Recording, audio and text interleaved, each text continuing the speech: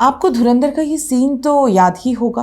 वो गुस्सा, वो दर्द, वो रेज जो रणवीर सिंह ने इस सीन में दर्शाया, वो हर देश प्रेमी भारतीय ने महसूस किया। लेकिन अगर आपकी चुनी हुई भारतीय सरकार ही 26/11 के दोषियों और उनकी हैंडलर्स के लिए मददगार साबित होना चाहे तो कैसा महसूस होगा? अगर 17 साल बाद ये सच सामने आए कि उस वक्त कांग्रेस की सरकार अजमल कसाब को 8 में से केवल 2 शूटिंग्स के लिए गुनाह दर्ज कराना चाहती थी और ऐसा हो जाता, तो कांग्रेस पाकिस्तान को एक फ्री पास देने में कामयाब हो जाती। न कोई साजिश, न कोई केस, न कोई इंटरनेशनल प्रेशर, बस 160 से ज़्यादा लाशें और लगभग 500 से 600 घायल नागरिक। सुनकर गुस्सा आया, आना भी चाहिए। एक सरकार, भारतीय सरकार ऐसा कैसे कर सकती है? हाल ही में हुसैन जैदी के पॉडकास्ट में प्रोसिक्यूटर उज्जवल निकम ने ऐसे खुलासे किए जिन्हें सुनकर कांग्रेस के लिए घृणा और बढ़ जाती है। जो नहीं जानते उन्हें बता दूं, पद्मश्री उज्जवल निकम भारत के स्पेशल पब्लिक प्रोसिक्यूटर हैं, जिन्होंने 26/11 आतंकवादी हमले, 1993 Bombay blast, Gulshan Kumar murder case, Pramod Mahajan murder case जैसे हाई प्रोफाइल मामलों को कोर्ट में आर्ग्यू किया है। उज्जवल निकम के अनुसार 2008 में जब अजमल कसाब के खिलाफ केस बनाया जा रहा था, तब दिल्ली से दबाव आया था कि कसाब की चार्जशीट में केवल 2 शूटिंग्स का जिक्र हो, यानी चार्जशीट में केवल CST, रेलवे स्टेशन और कामा अस्पताल हमलों तक ही सीमित रहे। तो उस वक्त एक सोच ऐसी थी दिल्ली वालों की कि Kasab is involve only CST attack और कामा हॉस्पिटल काम टेकर करे जिम तो नहीं, हाँ काम टेकर करे सारस्कर जी, अबू इस्माइल और काम ये कसाब जी, तो सिर्फ यही चार्जशीट करो भाई। लेकिन क्यों? क्योंकि कांग्रेस चाहती थी ये केस तुरंत निपट जाए।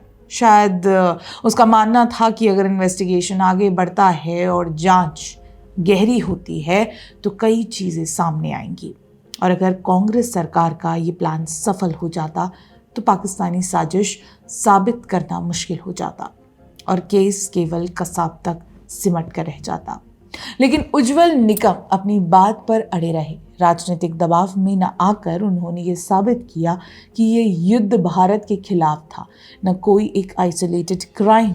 साथ ही कोर्ट में और इंटरनेशनल नैरेटिव में बोट के GPS coordinates, Kuber boat hijacking और पाकिस्तानी हैंडलर्स के साथ VOIP कॉल्स शामिल हुए। सवाल तो क्या ही है, बस विचार करने वाली बात है। क्या कांग्रेस इन्वेस्टिगेशन जल्दी निपटाना चाहती थी या पाकिस्तान को बचाना चाहती थी? देखिए, बात है नैरेटिव वॉर की, बात है कैसे डेविड हेडली 7 बार मुंबई आ पाया, बात है कांग्रेस के समय वीज़ा रेगुलेशंस की, इंटेलिजेंस नज़रअंदाज करने की, बात है नीयत की।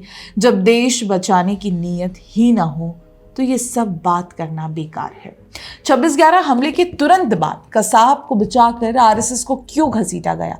उज्जवल निकम साफ कहते हैं कि कई राजनेताओं ने उन्हें गद्दार कहा, उन पर दबाव बनाया गया कि फुल ट्रायल ना हो, क्योंकि ट्रायल होते ही ये साबित हो गया कि अजमल कसाब एक पाकिस्तानी इस्लामिक जिहादी था। उज्जवल निकम ने यह साबित किया कि हेमंत करकरे जी को कसाब ने मारा था, जिहादियों ने मारा था, ना कि एक RSS से जुड़े हुए पुलिस अधिकारी के हाथों। अफवाहें फैलाई गई, किताबें लॉन्च हुई, नेता आए, फिल्म प्रोड्यूसर आए, सब ये साबित करने में थे कि 26/11 RSS की साजिश थी, कि हेमंत करकरे को RSS ने मारा। इन सब में कांग्रेस नेता Vijay Wadettiwar, Digvijaya Singh, Mahesh Bhatt, retired police officer SM Mushrif और अजीज बर्नी शामिल थे। और इनके क्लेम्स, हिंदुओं ने हमला किया क्योंकि कसाब और उसके साथी हाथ में कलावा बांध कर आए थे, फेक IDs लेकर आए थे। तथ्यों को छोड़ इन्हें केवल पाकिस्तानी नैरेटिव एम्प्लीफाई करना है। अक्सर ऐसा क्यों होता है कि कांग्रेस और पाकिस्तानी जिहादियों का नैरेटिव एक ही होता है? पाकिस्तान चाहता था 26/11 हमला हो, आरोप हिंदुओं पर लगे।